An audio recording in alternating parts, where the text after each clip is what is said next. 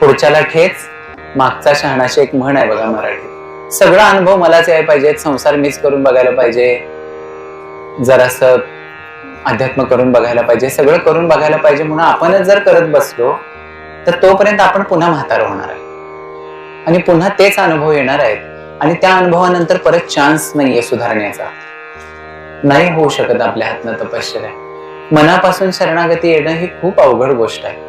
इतका महान भक्त सखा अर्जुन, ज्याला विश्वरूपाचं दर्शन दिलंय, त्याला सुद्धा 18व्या अध्यायामध्ये भगवंत म्हणतात, पै आपुलेनी भेदे विण माझे जाणीजे एकपण, तयाचे नाव शरण मजेने. का पुन्हा हे सांगण्याची काय आवश्यकता आहे? एवढ्या विश्वरूप दर्शनाने तृप्त झालेला माणूस अद्वै भक्तीपर्यंत पोहोचलेला, त्याला पुन्हा माझ्यात आणि तुझ्यात भेद नाहीये अशा रीतीने राहा हे सांगण्याचं कारण काय?